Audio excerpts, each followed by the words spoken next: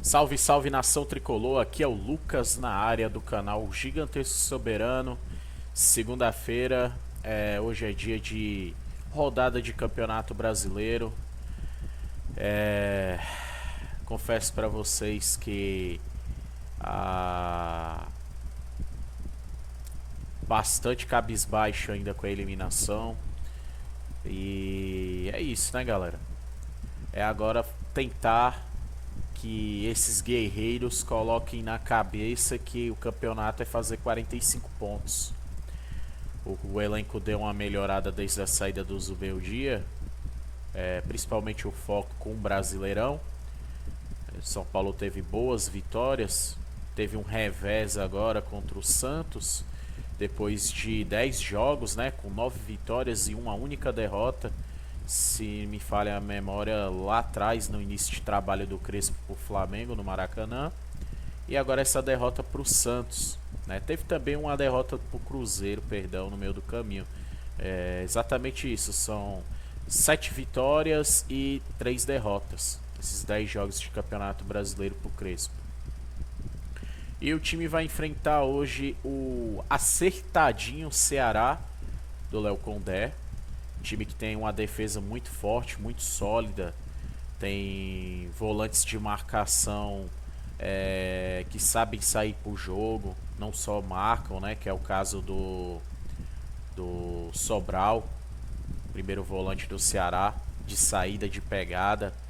Você tem o ataque Pedro Raul, de boa estatura. Então o São Paulo vai enfrentar no Morumbi hoje um adversário que não é bobo. Muito cuidado com o Ceará. E a gente sabe que a gente tem um elenco também de psicológico podre, né? Vamos ver se a resposta vem imediata hoje com a vitória ou mais um revés, né? Porque ainda há resquícios, né? Infelizmente, por um grande período. Eu não vejo que isso vai parar dessa crise. Essa eliminação custou caro. E como eu tinha falado para vocês em vídeos anteriores, de que com certeza essa administração fajuta soltaria alguma bomba de fumaça, eu com certeza, né, fiz a leitura de maneira bastante certa, porque ontem mesmo, vou ler aqui uma matéria para vocês, o jornalista Gabriel Sá, do Arquibancada Tricolor, e ele também tem participação direta muitas das vezes com a Jovem Pan. Ele soltou uma nota na rede social X, o antigo Twitter, do qual, vejam só, o investidor Diego Fernandes, nome bastante familiar, né? Dizem que esse mesmo empresário está por trás da contratação do Ancelotti para a seleção brasileira, né? Diego Fernandes, tá aqui a matéria, né? São Paulo busca juntar os cacos após a eliminação para a LDU na Libertadores, com uma grande dívida para pagar nos bastidores. O tricolor, por intermédio da diretoria de Júlio Pavão Casares, procura investidores do mercado para ajudar a equipe. De acordo com o repórter Gabriel Sá, o empresário Diego Fernandes, conhecido por intermediar a contratação de Carlo Ancelotti para a seleção, surge como possível investidor. Mas como está essa situação? Qual a fortuna do executivo? O Sport News mostra, que é a fonte. Vou deixar o link da matéria aqui para vocês lerem. Aí aqui você tem a matéria, né, falando da vida do empresário, da sua fortuna, o seu meio, né, esportivo. Fala também dessa possível SAF. Pessoal, é muito pertinente. Uma notícia dessa vazar um dia antes de um protesto. Vou colocar aqui entre aspas. Porque quem está à frente, né, o líder da organizada, o senhor Henrique, o vulgo Baby, está marcado uma manifestação hoje nos portões principais do Morumbi para cobrar essa diretoria. O mais interessante é que, pelo menos até onde eu vi, né? Na nota no Instagram, da qual ele convoca sempre daquela maneira, né? Hora de separar homens de hienas, né? Faz toda aquela chamada, ataca os influencers. Engraçado que esses influencers, pelo menos a grande maioria da qual eu sigo e vejo, eu só vejo eles falarem a verdade. Desdenhando deles, né? E convoca, faz toda uma lista das pessoas que vão ser cobradas e em nenhum momento a gente vê as hashtags, né? Fora Casares, fora Belmonte, que é o que realmente importa nesse momento. E talvez ganharia um peso maior, né? Você ter o líder máximo da principal organizada do time tá chamando esse coro e não é o caso, né? Infelizmente. E tá programado para hoje, momentos antes da partida contra o Ceará. E aí vem essa cortina de fumaça, como eu falei já em vídeos aqui, que é o modus operandi dessa diretoria safada, omissa, covarde, pilantra. Eles simplesmente começam a surgir esses boatos de que um investidor de alta magnitude como o senhor Diego Fernandes pode estar envolvido em investir no São Paulo. Ele vai investir como? Até onde a gente sabe, o cara não é conselheiro. O estatuto do São Paulo até a gente sabe, né, como não prevê que qualquer força exterior, isso é o Diego Fernandes, possa estar entrando em São Paulo já assim com tanto poder, sem estar ali envolvido no meio político, né? Ele não é conselheiro, né? Se ele fosse conselheiro, quem sabe, né? Mas não é o caso, o cara não é conselheiro, o cara não é nada dentro do clube. Aí surge que possivelmente ele pode estar ali juntando um escorpo de empresários para administrar o clube, que é uma grande mentira, cara. Uma grande mentira, né? Infelizmente, o tempo inteiro brincando com o sentimento do torcedor, porque esses caras sabem como a torcida, uma parte dela, eu não me incluo, almejam a SAF. Eu não vejo a SAF como saída, é uma visão minha, particular minha. A gente tem exemplos aí de que SAF não garante sucesso. Você tem exemplos aí como Vasco da Gama, né, que passou pela 7-7, né, e basicamente o Vasco só afundou ainda mais em dívidas. Você tem aí o Pedrinho de todas as formas tentando erguer o Vasco de alguma maneira. E você tem também o Cruzeiro, que até hoje você tem o Cruzeiro, tudo bem agora nesse momento fazendo uma campanha estável no Campeonato Brasileiro, brigando lá em cima, né? Mas que teve um começo conturbado sobre a mão do Ronaldo Nazário, né? Que pegou o time quebrado, desfigurado e conseguiu pagar algumas dívidas e colocar o Cruzeiro no mapa de novo, né?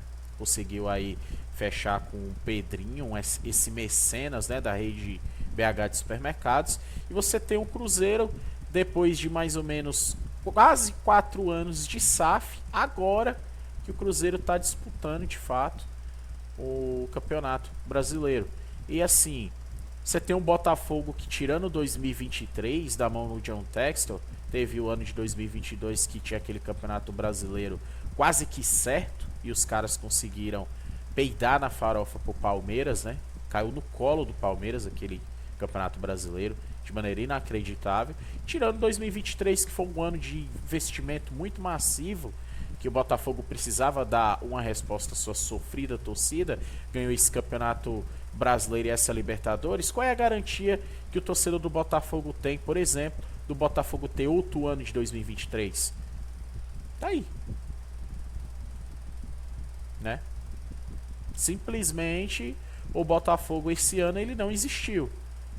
Todo o time foi vendido, o time que foi campeão, foram contratados novos jogadores e simplesmente é isso. Botafogo é uma ponte, não está nem perto de ser a principal fonte de investimento do John Textor, né, que é dono da Eagle, né?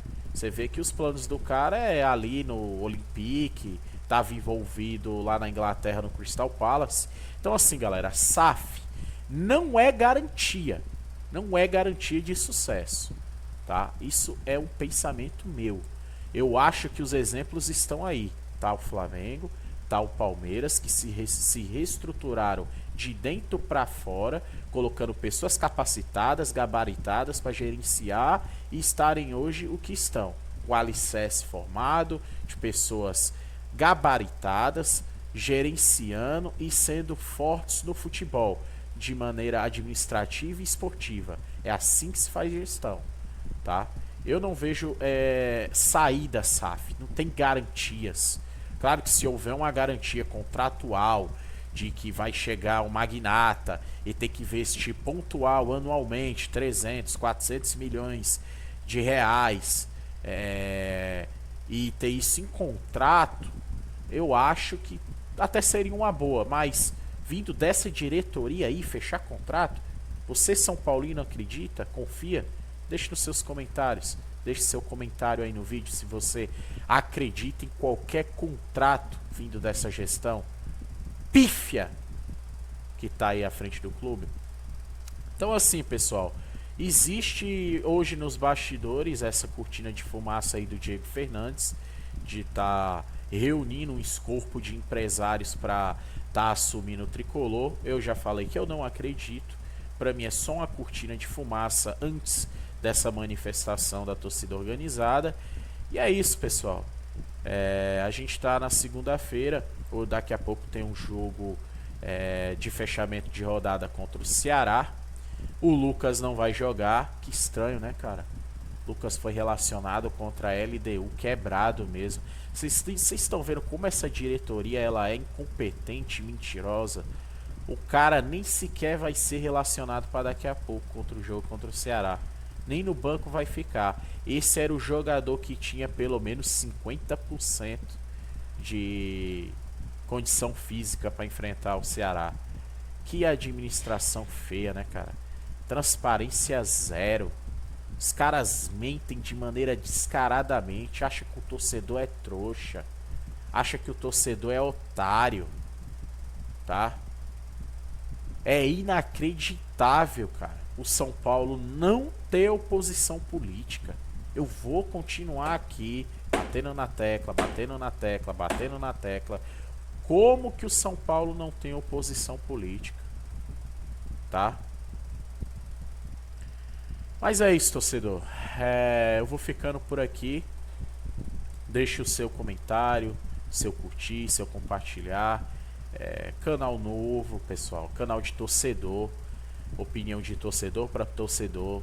Desabafando nesse atual momento pífio do qual a nossa torcida se encontra, o nosso clube, nossa instituição que nós amamos, do qual nós temos um único desejo, que é ver o São Paulo de novo lá em cima, sendo protagonista de verdade, não de mentirinha, como esse presidente covarde, safado, cansou de ir aí em podcast dizer que o São Paulo é protagonista.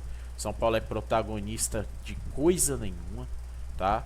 Se não houver uma mudança de dentro para fora, a gente vai ficar vivendo aí de hiatos, como foi aí a Copa do Brasil, né? Longos períodos até você de fato disputar alguma coisa.